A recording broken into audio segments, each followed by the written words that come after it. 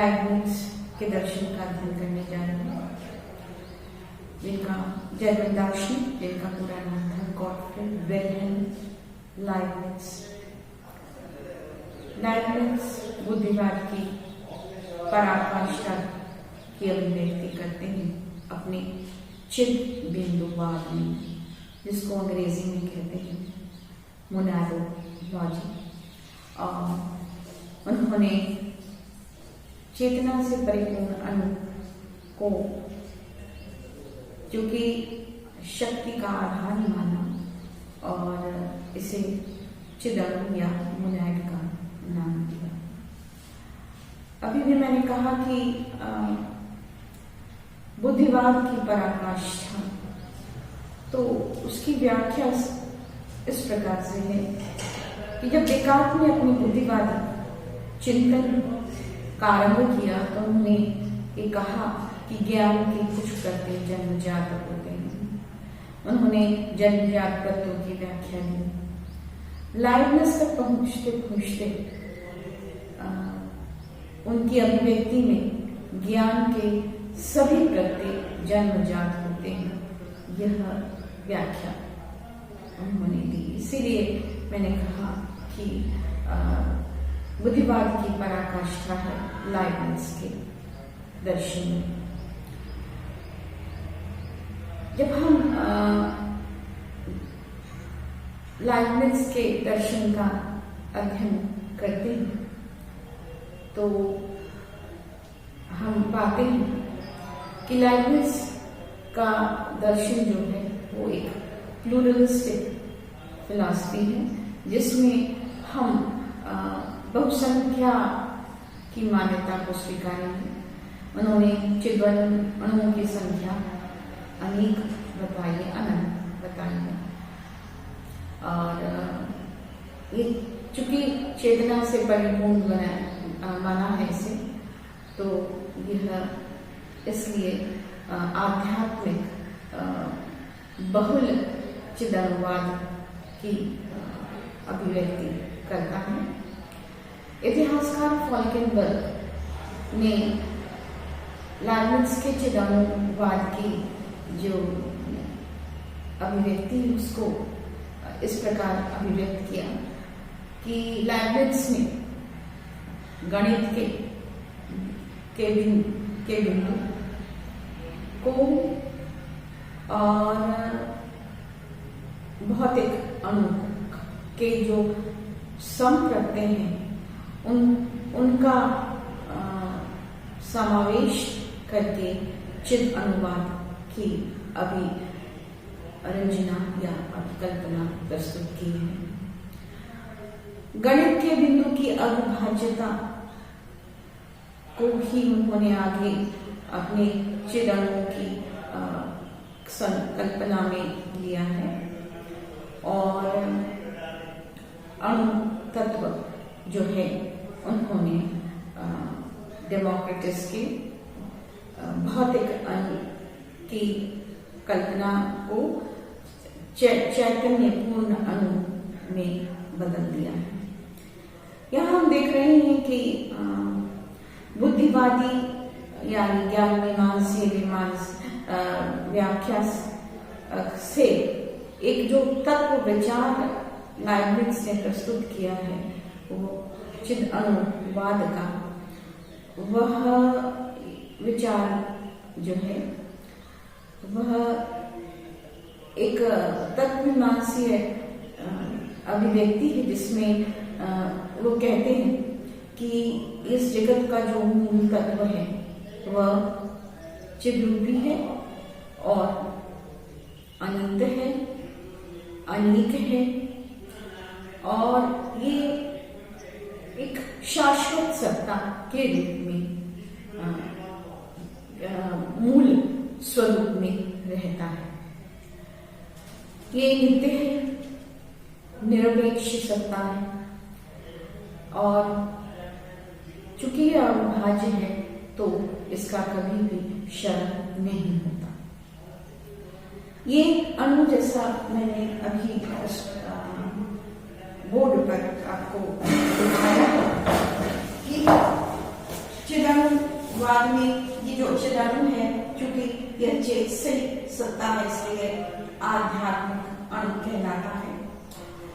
इसका क्षय नहीं होता इसलिए निरपेक्ष सत्ता है। और उसी को दूसरे पक्ष में देखें तो वो शाश्वत और नित्य है, और शाश्वत और नित्य होने के कारण वह अनादि और अनंत है, अविभाज्य है और अनेक है। ये जो चिदानु है ये पूर्ण स्वतंत्र है, लेकिन ये गवाक्ष विहीन है। ये इसकी संकल्पना में आगे बताऊंगी आपको। गतिशीलता है, इसको भी मैं यहाँ कर्म की क्षमता के माध्यम से अभिव्यक्त करूंगी।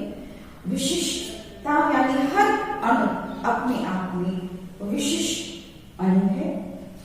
विशेष अणु होने के कारण ये कारण जो है वो कि हर एक अणु जो चिद अणु है वह उसमें दो क्षमता होती है, प्रत्यक्षीकरण की और कर्म की क्षमता। अब यहाँ कुछ बातें जो आपस में संबंधित होकर व्याख्यायित होंगी कि जब हम कहते हैं कि ये समस्त जगत और उसकी सृष्टि का आधार निरपेक्ष आध्यात्मिक सत्ता है, और साथ में ये कहते हैं कि यह पूर्ण स्वतंत्र भी है लेकिन गवाक्ष भी नहीं है।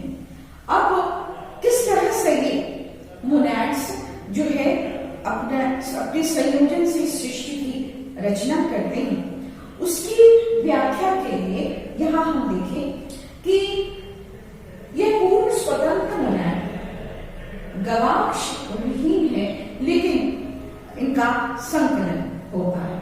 किस तरह से ये कैसे एक दूसरे की अस्मिता को जान पाते हैं? क्योंकि इन अणुओं में प्रत्यक्षीकरण की क्षमता होती है, यानी यह अपने प्रतिबिंब से अन्य अणु की जो है उसका अस्तित्व अनुभूत कर पाता है, और फिर जो है यह गतिशील होकर, गतिशीलता आंतरिक मानी गई है और उसी को अन्य व्याख्या के में हम कह सकते हैं कि कर्म की क्षमता, यानी हर चिद अणु अपने अंदर अपना विकास करता है और श्रेष्ठ अणु की तरफ जाता है, गतिशीलता है।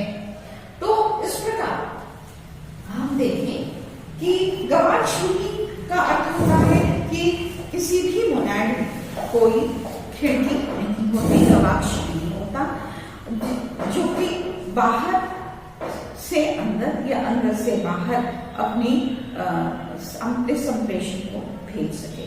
लेकिन यहाँ जैसा मैंने अभी भी बताया, प्रतिबिंबीकरण की, प्रत्यक्षीकरण की क्षमता और प्रतिबिंबीकरण से वह अन्य मोनैड्स की अनुभूति पा सकता है और तब जाकर संगठित होकर इस जगत में नाना प्रकार के अस्तित्वों को अभिव्यक्त कर पाता है। चिदानुवाद में हम देखें तो यहाँ भी हम पाएंगे कि जिस प्रकार हमने अरस्तु में देखा कि द्रव्य से आकार की ओर हम जाते हैं, तो यहाँ जब हम इन दो बातों को देखते हैं, प्रत्यक्षीकरण की क्षमता या कर्म की क्षमता, ये जो सबसे निम्न अवस्था में निम्न मोनैड है, वो अपने स्तर को इसलिए निम्न अपने स्तर में निम्न इसलिए जाने जाते हैं क्योंकि इनमें ये दोनों ही क्षमताएं क्या है, वो कम है या नगण्य समान है। और जैसे जैसे ये क्षमता ऊपर की ओर यानी प्रतिबिंबीकरण या प्रत्यक्षीकरण भी बढ़ता है और अपना विकास या आंतरिक विकास भी होता है, वो ऊपर की ओर चले जाते हैं। तो इस प्रकार जो है सबसे सुप्त या जो मोनैड के रूप में पहाड़, पत्थर या मिट्टी आदि, उसके बाद हम जो है जगत, उस जगत को देते हैं जिसको हम वेजिटेबल वर्ल्ड कहते हैं, और फिर उससे ऊपर मनस मान की सत्ता, फिर उसके बाद आत्मा की सत्ता, और सर्वोपरि सत्ता के रूप में हम ईश्वर चिद्बिंदु या मोनास मोनाडम, चिद्बिंदुओं का चिद्बिंदु के रूप में ईश्वर को या परम या सत्ता के रूप में जानते हैं। इसमें आप अगर हम इसी व्याख्या को आधार लें तो हम पाते हैं कि उसमें कर्म की क्षमता और प्रतिबिंब की क्षमता, पति पराकाष्ठा, और उसमें जड़ता का पूर्णता अभाव। तो यहाँ हम देख पा रहे हैं कि यहाँ फिर अरस्तु के फॉर्म और आकार के का एक भिन्न रूप हम पा रहे हैं, और जिसमें बौद्धिक विवेचना से हम जागतिक व्याख्या की और तत्वमीमांसीय आधार में अभिव्यक्त कर रहे हैं। मूल सृष्टि में जो तत्व है उसकी